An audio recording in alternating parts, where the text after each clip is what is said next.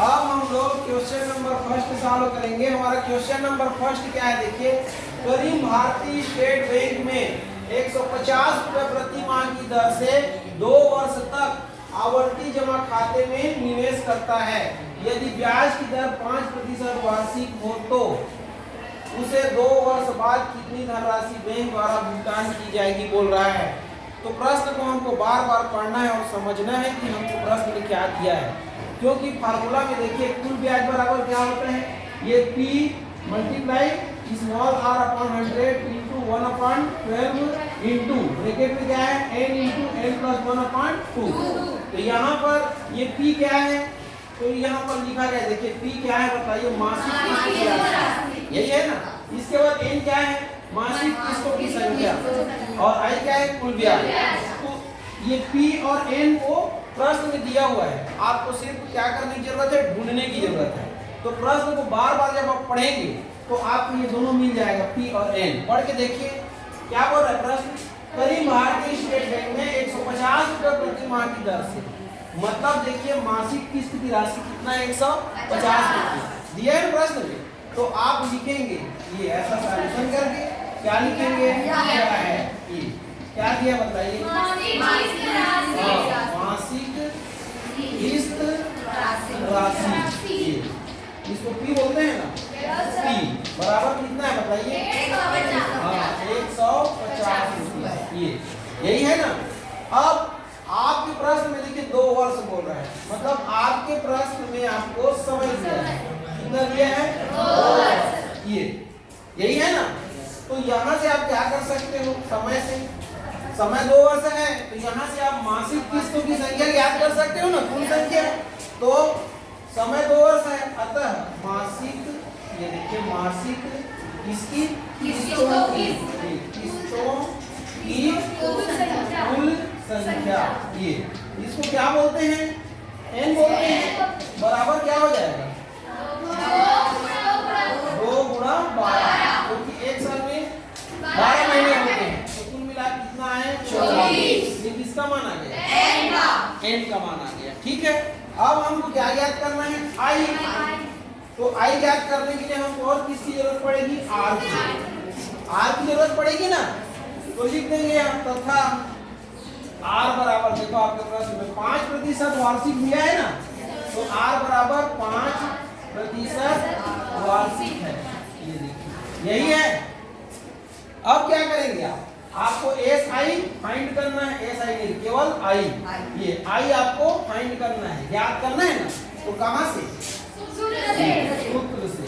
तो सूत्र से क्या होता है, देखिए कुल ब्याज, कुल ब्याज को ही I बोलते हैं, इंटरेस्ट बोलते हैं ना।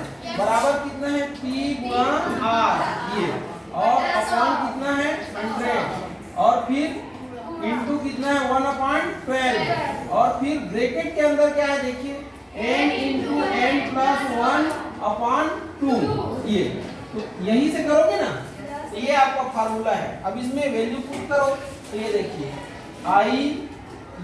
I इज इक्वल, P का मान कितना है 150 गुणा R का मान कितना है 5 बटे कितना है 100 गुणा 1/12, और ये बड़ा ब्रैकेट में इसका मान कितना है n का 24, और फिर ब्रैकेट के अंदर 24 गुणा 1, और पूरे का बटे कितना हो जाएगा 2।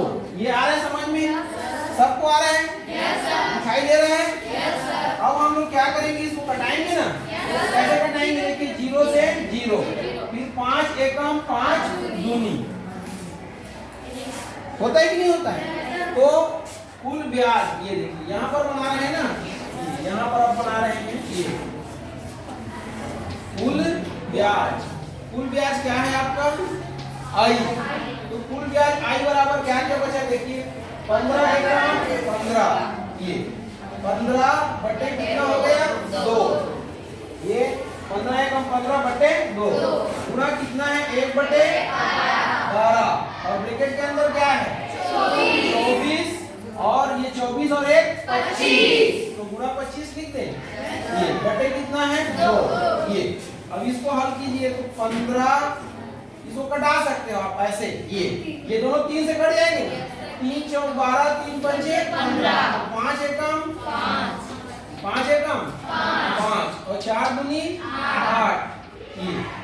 अब यहाँ पर कट रहे ना 2 एकम 2 दूनी, तो कितना बचा 12 और गुणा कितना बचा 25 ये यही बचा है ना। अब इसको आगे हल करो तो कितना हो जाएगा 5/8 ये यही हो रहा है। और गुणा ये कितना हो जाएगा 12 गुणा 25 ये देखो।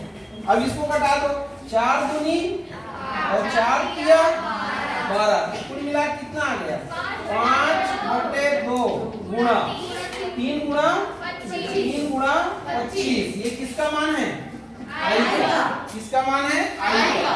अब यहाँ पर हल कर लेते हैं ये, तो आई बराबर ये देखिए 5 बटे कितना है 2 गुणा 25 दिया 75 हो गया। अब ऐसा कटा दो तो 75 को भाग दे दो किससे 2 से, 2 एकम 2 2 किया 6 एक बचा तो 15 हो गया 2 सत्ते 14 फिर दशमलव लगाओगे 1 बचा तो 2 पंचे हो जाएगा ना। मतलब कितना है आई बराबर 5 गुणा ये 2 एकम और इसको कटाए हो 37.5 ऐसे आ रहा है ना। आ रहा है कि नहीं आ रहा है। तो 5 का 5 अब 2 एकम और 2 से इसको कटाया 37.5 आया तो यहाँ 37.5 आ गया ये। अब इसका गुणा करो तो आई बराबर 37 ये देखो 37.5 गुणा कितना कर रहे हो 5 5 पंचे 25 की 5 हासी लाई 2 फिर 5 सत्ते 35 तो 37 की 7 हासी लाई 3 5 से 15 3 कितना हो जाएगा 18। अब कितने संख्या के बाद दशमलव 1 संख्या के बाद तो 187.5 रुपए ये आया कि नहीं आया। यही आया ना। ये क्या है बताइए ये कुल ब्याज है। क्या है कुल ब्याज। अब हमको क्या ज्ञात करना था बताइए। तो हमको ज्ञात करना था देखिए प्रश्न को पढ़िए ना तब तो समझ में आएगा। ये बोल रहा यदि ब्याज की दर 5% वार्षिक हो तो उसे 2 वर्ष बाद कितनी धनराशि बैंक द्वारा भुगतान की जाएगी। तो लिखेंगे यहाँ पर लिख दे बैंक द्वारा क्या की गई भुगतान की गई राशि ये बराबर क्या होगा तो देखिए ये क्या है इतना उसको क्या मिल रहा है ब्याज मिल रहा है ना। लेकिन करीब कितना पैसा जमा कर रहा है 2 साल में भाई देखो 2 साल हर महीने जमा करता है ना। तो टोटल महीना कितना है कितने महीने करता है जमा 24 तो 24 गुणा कितना करता है एक महीने में 150 ये। तो इतना पैसा तो करीब जमा ही करता है ना। और उसको ब्याज कितना मिल रहा है 187.5 ये। आ रहा है बात समझ में ये। तो इतना तो उसको खुद का पैसा है और इतना उसको ब्याज मिलता है। तो इतने में इतना क्या होगा जुड़ेगा लास्ट में बैंक उसको इतना पैसा देगा। अब इसको हल करेंगे तो कितना हो जाएगा 24 गुणा 150 है तो 24 गुणा 15 कर लो तो 15 से कितना होता है 60 होता है ना। तो 60 का शून्य हासिल है 6। अब 15 दूनी 30 30 और 6 36। अब एक शून्य था कि नहीं था बचा था हम 15 लिखे थे तो कितना हो गया 3600 रुपया। 3600 रुपया कौन जमा करता है करीब और उसको ब्याज कितना मिलता है इतना रुपया ये। तो 3600 में कितना जुड़ जाएगा 187.5 तो ये 5 ये 7 ये 8 और ये 7 और ये 3 तो कुल मिला कितना है 37 हाँ 3787.5 रुपए ये आया कि नहीं आया। आ गया समझ में कितना आया 3787 ये 0.5 तो 5 शून्य भी लिख सकते हो। तो हमारे पास कहाँ पर है जगह कहाँ पर है वहां पर लिखना पड़ेगा ना। तो हम यहाँ लिख देते हैं ये देखिए यहाँ पर लिख देते हैं ये। अतः ये बैंक इसके द्वारा ये भुगतान की गई राशि कितना है 3787.5 शून्य लिखो इसको 5 शून्य रुपए है ये 5 नहीं 5 शून्य मतलब 50 पैसा क्लियर है? तो ऐसे आपको बनाना है। आ गया समझ में? बहुत इजी है, लेकिन आपको थोड़ा समझ के बनाना होगा, है कि नहीं?